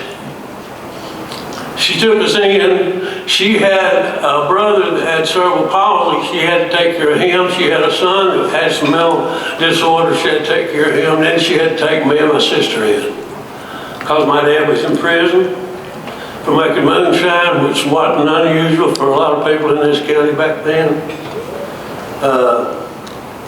Ford Phillips, I can't thank him. God, I miss him. he used to, when I lived at the end of Dawson Forest in that old brick house, I would, in the seventh, after I saw what I wanted to do, I wanted to play ball, I would stay after school and play, and he allowed me to ride home with him and let me out. And when he wouldn't do that, if it was on Saturday or Sunday, I'd throw my shoes over my shoulder. I'm going to Dawsonville. I'll see you about 6 o'clock this evening. Anyway, and I can't leave here without saying something about Clyde Wallace. He was my favorite fan. He came to every game. He kept my stats. He would even go down to the table when he thought they put a score down for somebody else to say, y'all messed up, and he'd be right. It would be my 2 points, not theirs, you know. Anyway, of course, Rodney and Daryl's dad, Herbert, Lord, what an impression he made on me. He, later on, he gave me a job when I was in the 9th grade at school, cleaning up rooms and cleaning the cafeteria for a couple hours each evening, while the girls practiced, because Fort Phillips taught girls and boys. So I had a couple hours to kill. So while I was doing that, he gave me a job. He said, now, this don't pay much, but it's honest. I think he was kind of throwing that at my dad a little bit. But anyway, my daddy saw the first game I played in the 9th grade, and my mother did too, and I don't think they never saw another game. Mother had her issues with some mental illness, alcoholism. Daddy was in prison. Took all 4 years. I think he got out of prison about the time I got out of high school. I can go on. Barbara, thank you for the cooking. While I was staying with y'all, I was sleeping on the couch at Ethel's, and it got pretty rough, so Clyde told me one day, he said, why don't you come up to the house stay a few days and get you up and sleep in a real bed? And I said, it sounds good to me. And while I was up there, he took my car, which had a blown engine and a transmission coming out, and he took me to his brother's garage one weekend. He rebuilt the transmission. It was a 4-speed, he rebuilt it. He bought a motor and put in my car.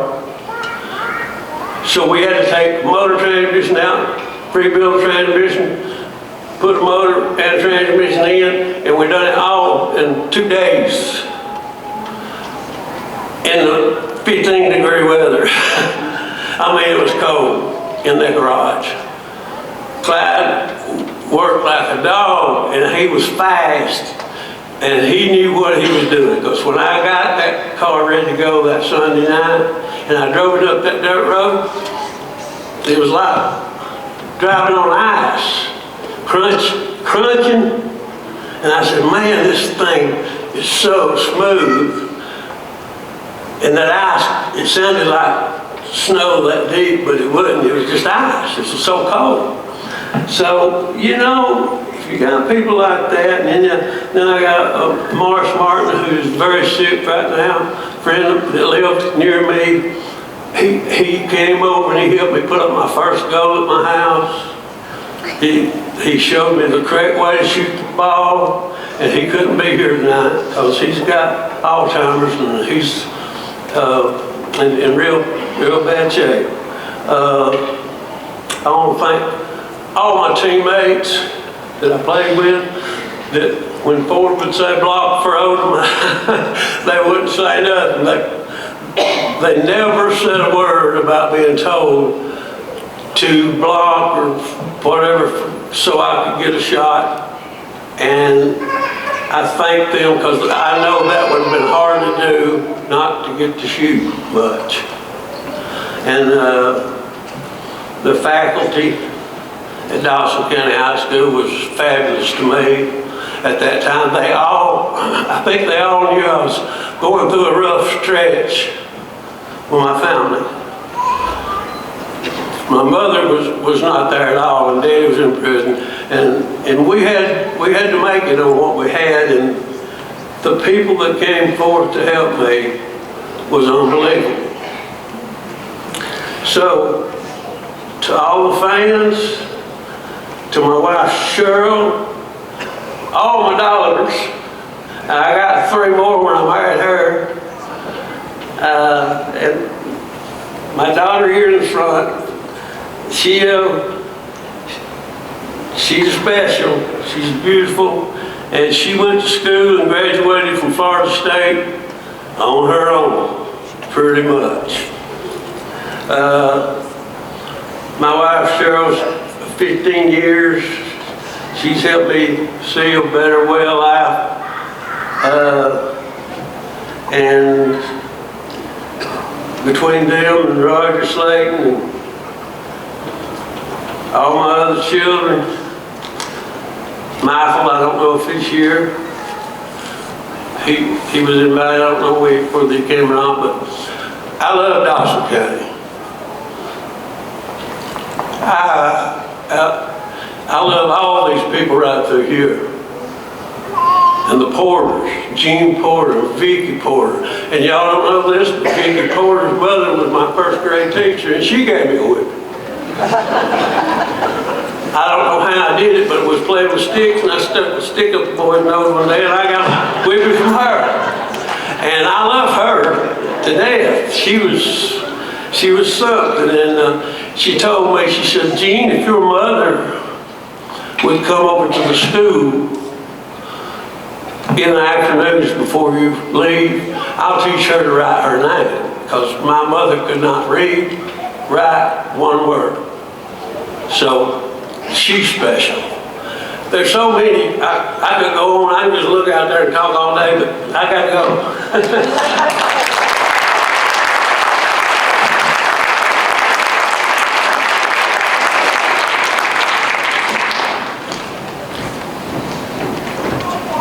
Our next inductee is Mr. Chad Cunningham.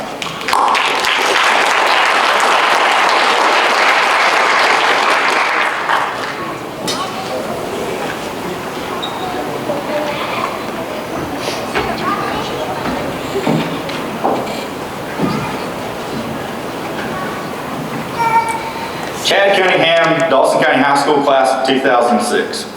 Chad Cunningham was a 3-sport letter winner in football, basketball, and soccer at Dawson County High School. In football, Cunningham was a 4-year starter playing quarterback, safety, and also handling kickoff and punting duties.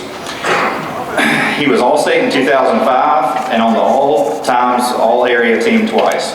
He threw for over 4,200 yards and accounted for more than 40 touchdowns along with field goals and extra points.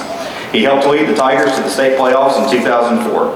Cunningham played in the Georgia High School All-Star Game in 2009. He also played in the Max Armfinger High School All-Star Game in Louisiana. He was coached by Coach Jeff Fleming and Jeff Lee. After his time in Dawson County, Cunningham followed in his dad's footsteps and signed an athletic scholarship with the University of Tennessee. At Tennessee, he was a 4-year starter handling punting and kickoff duties. He finished his career as number 8 on the all-time punting list with a 41.7-yard average. His career-long punt of 58 yards against Alabama, Cunningham was fortunate to participate in the SEC Championship in 2006, Outback Bowl in 2007 and 8, Chick-fil-A Bowl in 2009, and the Music City Bowl in 2010. Cunningham also played in the College All-Star Game in Tempe, Arizona in 2011. Cunningham was coached by Philip Fulmer, Lane Kiffin, and Derek Dooley. After Tennessee, Cunningham signed a free agent contract with the Tennessee Titans in 2011. There he competed for the starting punting job and played in preseason games versus the Rams and the Bears. Cunningham's last play with the Titans and organized football resulted in a first down after he scooped up a block punt and ran it for a first down. Now Cunningham resides in Germantown, Tennessee with his wife Kelly Cunningham of 10 years. They have 5 children, Jack, Gus, Whit, Georgia, and Hank. Cunningham now owns a business in the medical industry and in real estate. He now enjoys competing in Ironman events, traveling with his wife, hunting and coaching his children in football, basketball, soccer, and baseball. Mr. Chad Cunningham.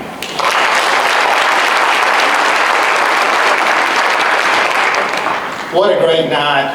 A lot of these individuals have been giants in my life. A lot of these have been giants in my life. So it's quite an honor to be able to, I guess, start the next generation of Hall of Famers in inducting Chad.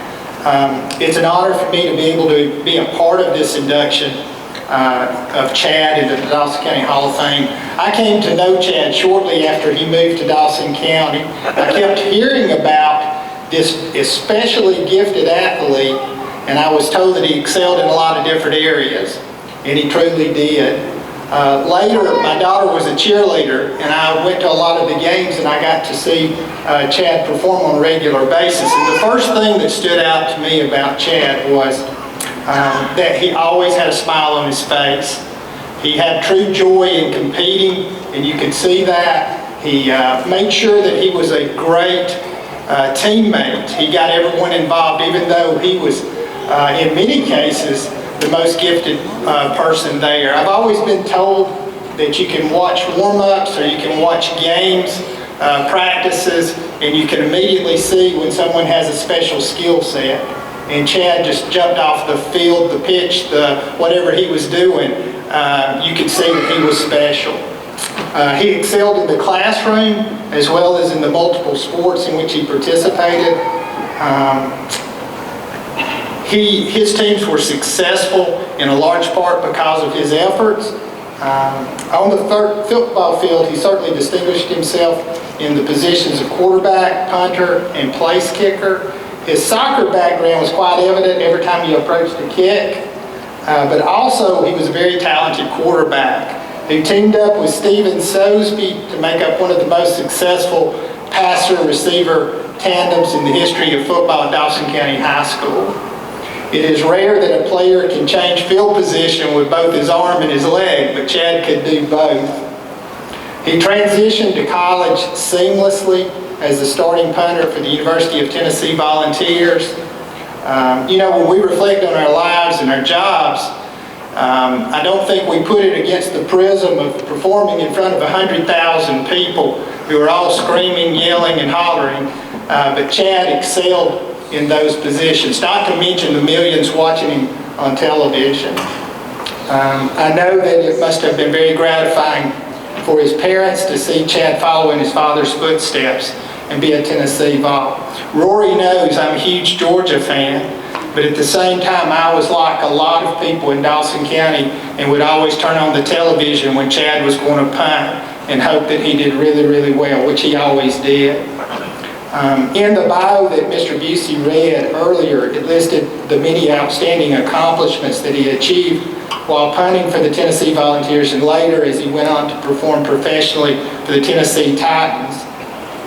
But what I've always reflected on about Chad was I've thought in the past that Chad actually opened the door for other Dawson County athletes to dream of performing at the FCS level and also to have opportunities at the professional level. His accomplishments served as an example as to what is possible. I think that a lot of future athletes will look back on his career and have the same sense of pride that we had as a community for Chad during that time.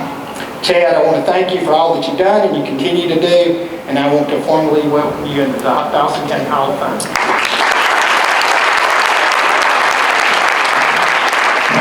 I'll try to be short and sweet. I want to thank Keith, Bradley, Charles. Thanks for reaching out. This is such an honor. I don't feel like I should be up there with these people, but I am. Like Keith said, I think it's kind of a new generation. And I like what you said about kind of paving the path for other kids in this area, because anybody can go anywhere. You just got to set your mind to it. I don't think I was the best kicker. It seemed like Grady and Reggie were the best kickers here. I'm glad I didn't have to compete against y'all two, because that would have been tough. I'd like to thank my parents. I wouldn't be here without them. Every ball I kicked, my mom would go get. My dad took me everywhere. All the different colleges we visited. But without them, I wouldn't be standing here, I'll say that. I had incredible coaches, incredible teachers here. Some of my best memories are right here. And although I live in Tennessee now, this is still home. So, thank you. Thanks for inducting me in this. It was a great honor. Thank you.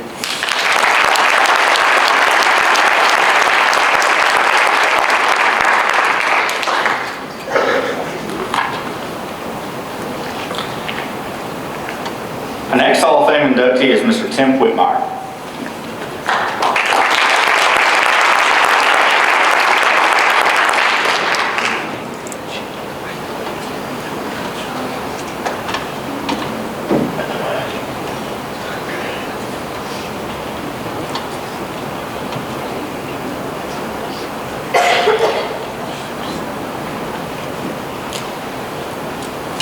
Tim Whitmire graduated from Dawson County High School in 1980 and the University of Georgia in 1984.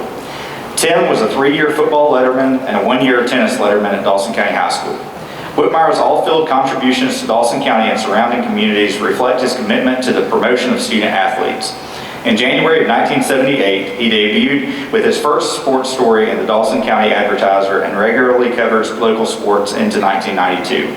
In the late 70s, he also contributed sports recaps and photography to the Gainesville Times, as well as football game updates on WFOX-FM and WWID-FM. In 1991, he made his radio play-by-play debut and expanded his opportunity to ensure that Dawson County athletes were promoted through continued radio coverage and later through cable TV broadcast and weekly sports shows.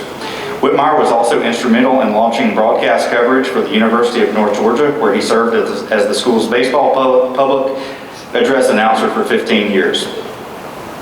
This turned into numerous NAIA and NCAA tournament assignments. The 2005 co-recipient of the Georgia Association of Broadcasters for Best Sportscast and the Best Sports Story, has continued to evolve local sports coverage into the digital paradigm as the co-founder of North Georgia Sports Link, Mr. Tim Whitmire.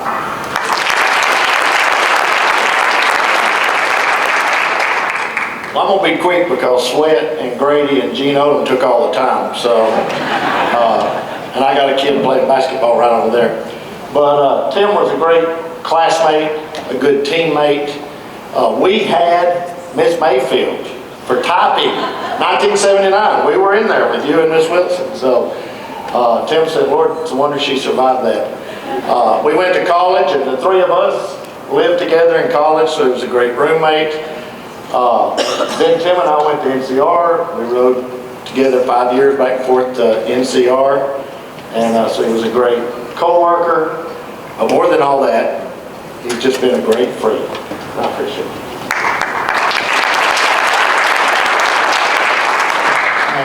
Thank you, Barry did great with that. I just have a few reflections. Tim began writing articles while we were in high school, and I still have in my scrapbook articles that Tim wrote during that time. So for over 40 years, he's been promoting the achievements of our student athletes here in Dawson County, and it's greatly, greatly appreciated. When we graduated college, Tim became a Board of Education member, and he became my boss. We went from being college roommates to he became my boss at that time, but he treated me well. Also, one of the things I keep thinking about Tim worked at NCR, downtown Atlanta. He took off work early to come cover someone else's children, time away from his family, and the sacrifices that they made also for Tim to do that. And he was a one-man show. He set it up, he got the equipment, he set it up, he broke it down, he did the whole thing. And in many cases, I remember times where Tim was on the phone calling to get sponsorships so that he could promote our student athletes in Dawson County. Just went well beyond what would normally be expected of someone. I think it's real fitting tonight when I think about Charles Finley. He's our historian. He's the person that made sure that the accomplishments of all these people and you in the audience would be remembered forever. And he did that not only for sports, but he did it for academics as well.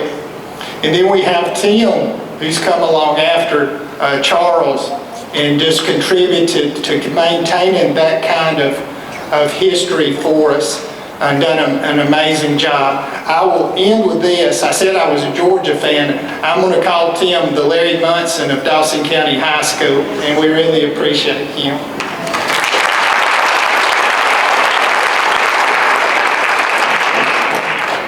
Wow. Speechless. Because I don't belong. up here. I didn't score a point. I was a lineman. I blocked for Woody and Sandy Balls. I didn't score points. But I wrote about a lot of points that's been scored in Dawson County over 45 years. And thanks to the Hall of Fame committee for this honor. I didn't expect to be up here because I'm motivated by thank yous. I think back to, I guess Geneva Bearden sent me a card. Thank you for covering my daughter, or my granddaughter, because I can't make it to a game. And that's what drives me. And this induction into the Hall of Fame for me is really the coup de grace thank yous. And thank you to the Hall of Fame committee for selecting me for this induction. But the sacrifices, Carol and Charlie, Friday nights in August, I never was at home until about sometime in the spring. And if there was an off night for Dawson County, Carol's like, oh, so we have Friday at home now. So can we go on a date maybe? So and we had a lot of anniversaries we celebrated on a Friday night while I was at a football game, or her birthday happened to be on Friday nights also. But I could have done this also without support from the coaches. This started by an assignment from Randall Townley. I was his teacher's aide. Tommy Bruce and I had Randall Townley and Nikki Gillen as who we were teacher aides for. And Randall had me write the stories. I would write the stories out by hand, and Don Waldrop or Mary Waldrop would pick them up and publish them in the Dawsonville Advertiser. But throughout the years, it's all about the coaches trusting me and respecting what I'm trying to do for the students of Dawson County. It's Nikki and Finley and Randall. We'd sit there in the library and go through scorebooks and stats. It goes through to Sweat. I mean, how many times we talk sports? And just dissected his games. And yeah, Sweat, you should have used a timeout a time or two. we talk about that and have a great relationship with Coach Sweat. I reflected back on that just a few weeks ago when I was waiting for Coach Cottrell to go and talk to him. His assistants didn't know who I was. And this Coach Cottrell, somebody's out here to see you. And he stepped out. He goes, oh, that's Whitmer. He's part of us. And he's welcome in here at any time. And that makes me feel like a part of the program. And I really do appreciate that. Coaches trusted me sometimes with secrets. And my funny story, I try to make this go as fast as I can. It was Fannin County. Coach Lee was the coach. And one of the assistants, I won't call their name, come up to me and said, Tim, gotta let you know a little secret. Coach Lee would kill me if I told you. If we win the toss, we're going to do an onside kick. Okay. So, and I was doing sideline duty that night for the radio. A few minutes later, another assistant coach came up. Tim, gotta tell you something. Coach Lee would kill me. He'd tell me what was going on. A few minutes later, Gavin Lee, his son, who's always on the sideline, hey Tim, I want to let you know this. Don't tell Dad I told you. But if we win the win the coin toss, we're going onside kick. So it comes to the point where I'm doing the pregame interview. Coach Lee, done the interview and everything. After we're through, Coach Lee, got my mic on? I said, no. Let you know a little secret. Okay, Coach. We win the coin toss, we're going onside kick. Okay, got you, Coach. Appreciate that. So the coaches trusted me, and I never did reveal that. And I don't think Lee knows that to this day. I have to tell him about that sometime. But all in all, it's been a fun ride for 40 some odd years doing this, and we're all up here because of a talent. Mine was riding. Some is leading. Some is playing ball. Some is playing ball and leading. But as we studied in Matthew 25. God's given us all talents. It's up to us to maximize what we do with those talents. And this is an opportunity for us as Hall of Famers. What can we do with our talents in this role as a Hall of Famer to promote Dawson County? Dawson County Tiger is a brand that we all represent. So let's do what we can to continue promoting that, promote these kids, show up in the stands as alumni, go to the stands, go to the games, support these kids because they deserve the support. And that's what we got to keep doing. We are the Dawson County Tiger brand. Because once a Tiger, always a Tiger. Thank you.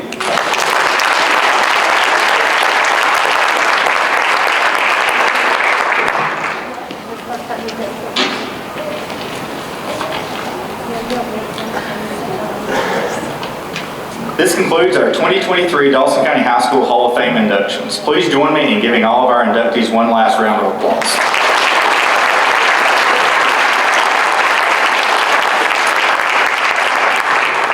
Thank you. Dawson County is rapidly changing. Many of the school hallways, gyms, and fields that we once walked are no more. However, one thing has not changed: the standard of excellence that has always existed within Dawson County schools. This is not something to take for granted because it is special and it does not exist everywhere. Each person sitting in this room has in some way contributed to the betterment of Dawson County schools and set the standard by which our current students will still hold themselves. Because of you, I'm confident that the traditions and legacy that have always been a part of Dawson County High School will continue for generations to come. We are and will forever be Dawson County Tigers. At this time, we would like to invite all of our inductees and their guests to join us in the gym for our varsity basketball games. The 2023 Hall of Fame inductees will be recognized again on the court between the girls and boys games, and you'll have the opportunity to take pictures with your families. Again, thank you for being here tonight, and go Tigers.